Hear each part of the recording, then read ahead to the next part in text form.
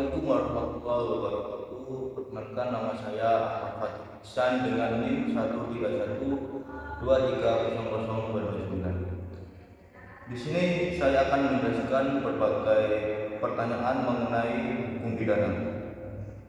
Untuk pertanyaan pertama, apa pengertian tindak pidana? Istilah tindak pidana berasal dari bahasa Belanda yaitu strafbaarheid. Dan secara singkat, tindak pidana bisa kita artikan perbuatan yang dilarang oleh hukum dan dapat dikenai sanksi pidana dalam Kitab Undang-Undang Hukum Pidana atau KUHP. Di sini saya mengambil atau mengutip 3 pendapat ahli mengenai pengertian tindak pidana. Yang pertama yaitu menurut Simons berpendapat tindakan atau perbuatan yang dapat dikenakan sanksi pidana oleh Undang-Undang Hukum Pidana dan dilakukan dengan kesalahan oleh seorang yang dapat bertanggung jawab. Yang kedua yaitu Utrecht menyatakan bahwa istilah peristiwa pidana sering disebut delik karena peristiwa tersebut merupakan suatu perbuatan atau sesuatu yang melalaikan maupun mengakibatkan keadaan yang ditemukan karena perbuatan kelalaian. Yang tiga yaitu menurut Muljanov berpendapat bahwa tindak pidana yaitu perbuatan yang dilarang dan dapat dikenakan sanksi pidana oleh undang-undang kepada siapa saja yang melanggar larangan tersebut, juga harus dirasakan oleh masyarakat sebagai suatu hambatan dalam pergaulan yang dikerjakan oleh masyarakat. Dalam pengertian tindak pidana bisa mengutip pasal 1 ayat 1 KUHP. Tiada suatu perbuatan dapat dipidanakan kecuali atas kekuatan peraturan pidana perundang-undangan. Itulah beberapa ulasan singkat mengenai pengertian tindak pidana.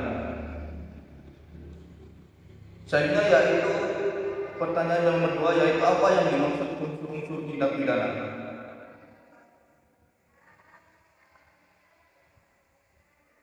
Unsur tindak pidana, suatu perbuatan dapat dikatakan sebagai tindak pidana apabila memenuhi unsur-unsur tindak pidana. Unsur tindak pidana dibagi menjadi dua, yaitu unsur subjektif, yaitu hal-hal yang melekat pada diri si pelaku atau berhubungan dengan si pelaku. Yang terpenting adalah yang bersangkutan dengan batinnya. Unsur subjektif tindak pidana meliputi 1. Kesengajaan, dolus atau kealpaan, culpa. 2. Niat atau maksud dengan segala bentuknya. 3. Ada atau tidaknya perencanaan. Unsur yang kedua yaitu unsur objektif, merupakan hal yang berhubungan dengan keadaan lahiriah, yaitu dalam keadaan mana tindak pidana itu dilakukan dan berada di luar batin si pelaku.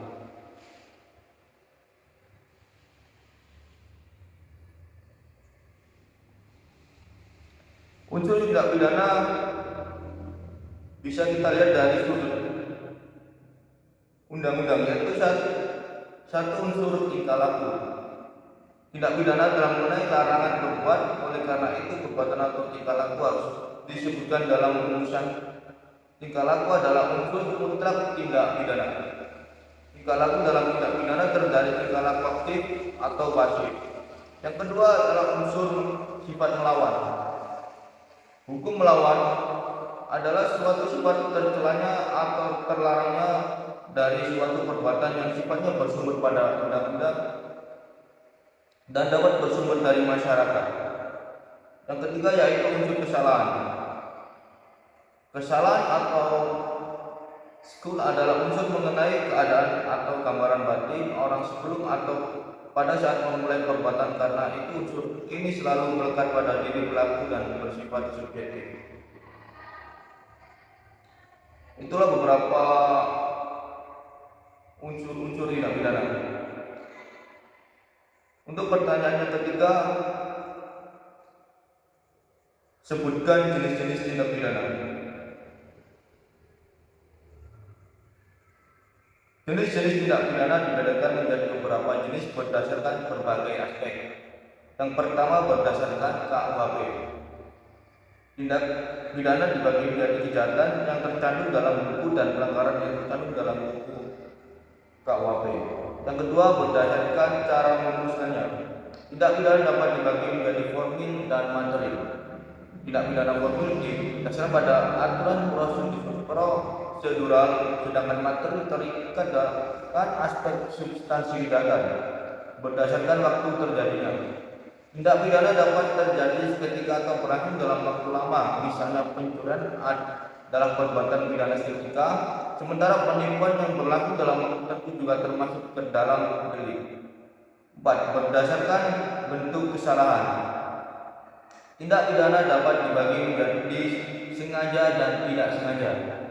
Sengaja jadi ketika pelaku dengan sengaja melakukan perbuatan yang dilarang oleh undang-undang, sedangkan tidak sengaja terjadi akibat kelalaian atau ketidaksengajaan. Berdasarkan sumbernya, tindak pidana dibedakan menjadi umum dan khusus.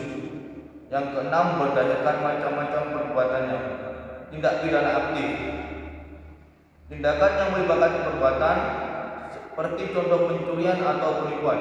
Sedangkan perbuatan delik pasif adalah tindakan yang terjadi karena kelalaian untuk melakukan sesuatu yang seharusnya dilakukan, seperti tidak memberikan pertolongan ketika diperlukan. Yang ketujuh, berdasarkan kepentingan hukum yang dilindungi. Tindak pidana dapat dibagi berdasarkan kepentingan hukum yang dilindungi yang bervariasi tergantung pada jenis kejahatan. Yang kedelapan, berdasarkan kali perbuatan. Perbuatan pidana tunggal terjadi dalam suatu perbuatan, sementara perbuatan pidana berkait melibatkan beberapa perbuatan yang terhubung dan saling melengkapi. 9. Berdasarkan pengaduan. Tindak pidana biasa adalah tindakan yang dapat diusut dan dituntut oleh aparat penegak hukum tanpa adanya pengaduan dari pihak tertentu. Sementara dari pengaduan memerlukan pengaduan resmi dari pihak yang merasa dirugikan agar penuntutan dapat dilakukan. Jenis tindak pidana yang terakhir yaitu berdasarkan subjek hukum. Tindak pidana komunia adalah tindak perbuatan yang dapat dilakukan oleh siapa saja, sedangkan delik propria adalah tindakan yang hanya dapat dilakukan oleh orang-orang tertentu yang memiliki kualifikasi khusus. Kita lanjut untuk pertanyaan yang terakhir. Pertanyaan keempat yaitu, apakah pelanggaran kearifan lokal dapat dikategorikan sebagai tindak pidana? Pelanggaran kearifan lokal bisa dikategorikan sebagai pidana yaitu untuk melindungi kepentingan masyarakat di sekitar daerah yang masih melekat kepada aturan kearifan lokal yang ada tersebut, dibuat suatu aturan atau norma hukum yang wajib ditaati terhadap orang yang melanggar aturan hukum dan menimbulkan kerugian kepada orang lain, akan diambil tindakan berupa ganti kerugian atau denda. Sedang bagi orang yang telah melakukan tindak pidana akan dijatuhi sanksi berupa hukuman baik penjara, kurungan dan atau denda. Dan juga secara yuridis,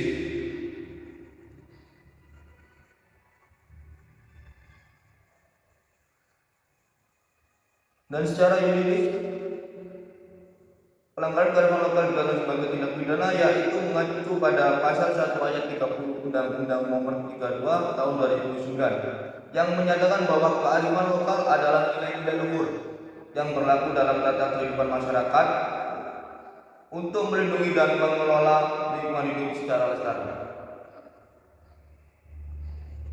Itulah beberapa penjelasan dari saya mengenai pertanyaan-pertanyaan hukum pidana.